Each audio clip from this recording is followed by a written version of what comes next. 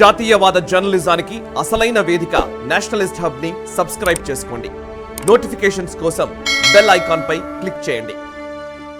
Right sir, మరొక అంశము ఇది చాలా కీలకమైనది. మనం ఇంతకు ముందు మనం మాట్లాడాము India middle east Europe economic corridor గురించి, ఐఎంఈఈసి. ఓకే, దానికి సంబంధించి వాధవాన్లో మన భారత ప్రభుత్వం, భారత క్యాబినెట్ బుధవారం నాడు మేజర్ గ్రీన్ఫీల్డ్ పోర్ట్ డెవలప్ చేయడానికి అప్రూవల్ ఇచ్చిన పరిస్థితి. సో ఇది చాలా కీలకమని చెప్తున్నారు. ప్రపంచంలోనే 10 బిగ్గెస్ట్ పోర్ట్స్లో ఇది ఒకటి కాబోతోంది. అండ్ ఇదే రేపొద్దున చాబహార్కి లింక్ చేసే ఒక మేజర్ పోర్ట్ కాబోతోంది అనేది మనకు తెలుస్తున్న విషయం. ఒకసారి దీని గురించిన వివరాలు చెప్తారా? 76,200 కోట్ల రూపాయల ప్రాజెక్ట్కి క్యాబినెట్ అప్రూవల్ ఇవ్వడాన్ని మీరు ఎట్లా చూస్తారు? ఇది చాలా అద్భుతమైన పరిణామం. ఎందుకంటే మనకు ముంబై, కాండ్లా 2 పోర్ట్స్ తీసేస్తే వెస్టర్న్ కోస్ట్లో మనకు అంత పెద్ద పోర్ట్స్ మన దగ్గర లేవు. భారత ప్రభుత్వం 2 పోర్ట్స్కి 2 ఓడరేవులకి వాళ్ళు పర్మిషన్ ఇచ్చారు. ఒకటి ఈ యొక్క ఏదైతే మనం వధ్వాన్ అంటామో ఇదొకటి, రెండవది విళింజం ప్రాజెక్ట్ అని చెప్పేసి కేరళలో విళింజం ప్రాజెక్ట్. ఈ 2 ప్రాజెక్ట్స్కి భారత ప్రభుత్వం అప్రూవల్ ఇచ్చింది. మనం చూస్తే కనుక రెడ్ సీ దాటి వస్తే లేదా సూయజ్ కెనాల్ దాటి వచ్చామంటే, ఎవరైనా షిప్స్ వచ్చాయంటే అరేబియన్ సీ మొత్తం దాటుకుని రావాలి. కింద కొలంబో ఒకటే వాళ్ళకు ఉన్నది. కొలంబో వదిలిపెడితే మళ్ళీ సింగపూర్ దాకా వాళ్ళకి మధ్యలో ఏమీ లేవు. అంటే Arabian sea, bay of Bengal, Indian ocean, ఈ 3 సముద్రాలని దాటుకుంటూ వెళ్ళేంత వరకు మధ్యలో వాళ్ళకు ఎటువంటి ట్రాన్స్షిప్మెంట్ లేదు. సో దానికోసం మనము ఈ వెస్టర్న్ కోస్ట్లో ఇది పెట్టడం మనం చేస్తున్నాం. మనం దీనివల్ల ట్రాన్స్షిప్మెంట్ చాలా సునాయాసంగా మనం ఇవన్నీ చేయొచ్చు. అక్కడ పోర్ట్స్ ఉంటాయి కాబట్టి వాళ్ళు అక్కడ రావచ్చు, ఇంధనం నింపుకోవచ్చు, వాళ్ళు ఆహారం నిల్వలు చేసుకోవచ్చు, లేదా ట్రాన్స్షిప్మెంట్ అక్కడి నుంచి వాళ్ళు భారతదేశంలో వాణిజ్యం చేయాలంటే కనుక అక్కడ దింపి అక్కడి నుంచి వాళ్ళు తీసుకువెళ్ళొచ్చు.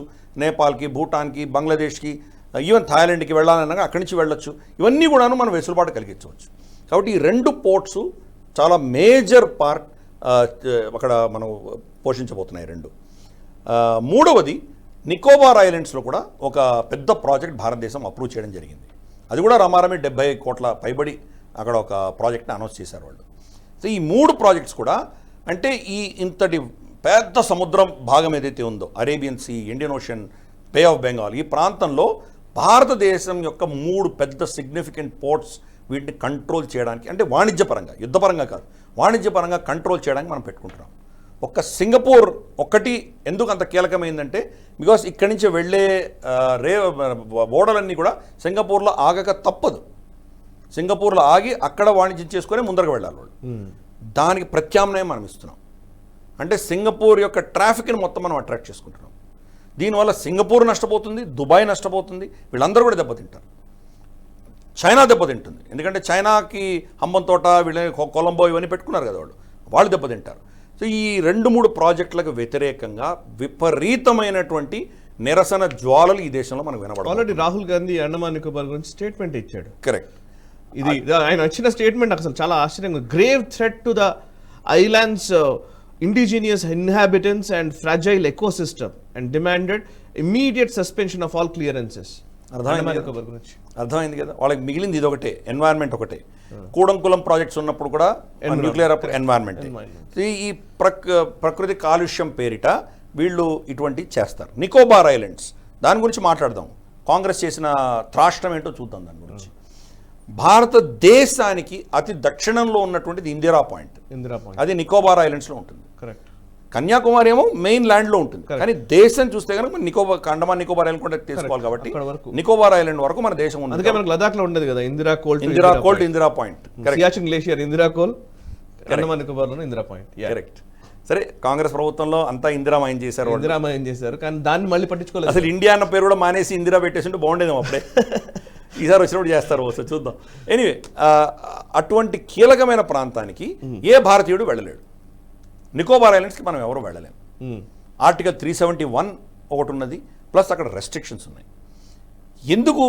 అక్కడ నేటివ్ ప్రజల యొక్క వాళ్ళ సంస్కృతి దెబ్బతింటుంది అని చెప్పి వీళ్ళు నెపం పెట్టారు. వాళ్ళ నేటివ్ అక్కడ ఉన్నటువంటి జాతుల సంస్కృతి ఏంటి? వాళ్ళని అందరినీ కంప్లీట్గా క్రిస్టియనైజ్ చేస్తారు, కన్వర్ట్ అయిపోయారు వాళ్ళందరూ. ఒక బ్రిటిష్ యూకే నుంచి ఎవరైనా చర్చ్ ఫాదర్ వస్తే అతను నికోబార్ ఐలాండ్స్ వెళ్ళవచ్చు, ఎందుకంటే ఆ చర్చ్కి సంబంధించినటువంటి వ్యక్తి. కానీ నువ్వు నేను వెళ్ళలేం, ఏ భారతీయ పౌరుడు వెళ్ళలేడు, మనకు పర్మిషన్ రాదు. టూరిస్ట్గా కానీ లేదా ఇంకే ఏ దృష్ట్యా మీరు వెళ్ళదలుచుకున్నా వెళ్ళలేము మనం. అలా దాన్ని కట్టుదిట్టం చేసి ఉంచారు దాన్ని. కాబట్టి వాళ్ళు కన్వర్ట్ అయిపోయారు కంప్లీట్గా. ఇది ఒక పెద్ద కుట్ర భారతదేశానికి వ్యతిరేకంగా జరిగింది. అలాగే 371 ఆర్టికల్ 371 మనకు ఈశాన్య రాష్ట్రాల్లో కూడా అంతా చూసాం మనం. ఇన్ఫ్యాక్ట్ నాగాలాండ్లో నెహ్రూకి ఒప్పందం ఉండేది, నెహ్రూకి నాగాలాండ్కి ఒప్పందం ఉండేది. ఏ సాధువుని నేను ఆ రాష్ట్రంలోకి అనుమతించను అని చెప్పాడు ఆయన. హిందూ సాధువులు ఎవరు అక్కడ వెళ్ళడానికి వీల్లేదు.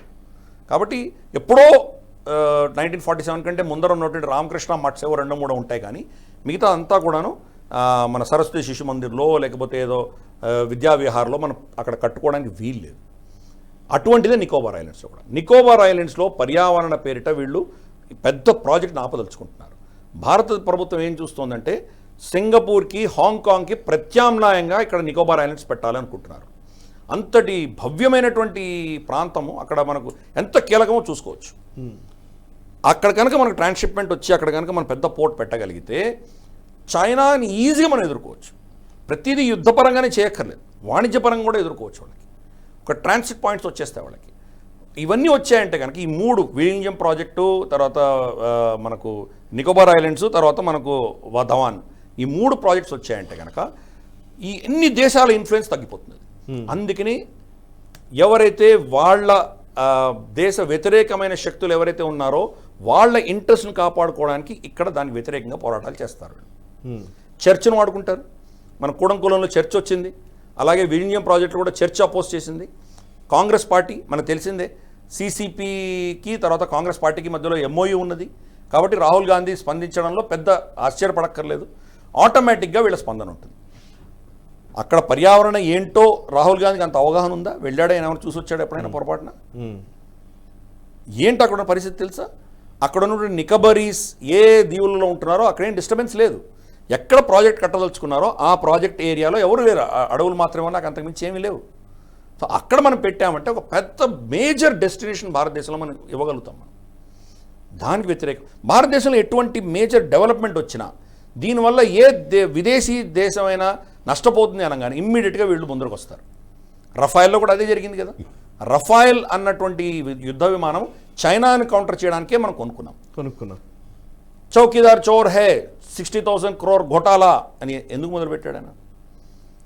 కోర్టులో మళ్ళీ ముట్టికాయలు వచ్చేంత వరకు ఈ నెరేటివ్ తీసుకెళ్ళారు. కాబట్టి ఇప్పుడు కూడా ఈ వధ్వాన్ ప్రాజెక్ట్ కానీ లేదా నికోబార్ ప్రాజెక్ట్ కానీ we will face this things. ఇక్కడ మనకు సోకాల్డ్ NGOలు కానీ, సోకాల్డ్ ఎన్వైరన్మెంటల్ యాక్టివిస్ట్ కానీ, పొలిటికల్ పార్టీస్ వీళ్ళందరూ కూడాను చైనాకు ఒత్తాసు పలుకుతూ మనకు వ్యతిరేకంగా ఇక్కడ ఉద్యమాలు చేయడానికి సిద్ధంగా ఉన్నారు. ఈ వీడియో మీకు నచ్చినట్టయితే లైక్ చేయండి, 10 మందికి షేర్ చేయండి. అలాగే కామెంట్ల రూపంలో మీ అభిప్రాయాలను మాతో పంచుకోండి. Nationalist hub group of channels ను సబ్స్క్రైబ్ చేసుకుని తెలుగునాట జాతీయవాద జర్నలిజాన్ని ప్రోత్సహించండి. ఈ వీడియో కింద ఉన్న బెల్ ఐకాన్ పై క్లిక్ చేయడం మర్చిపోవద్దు.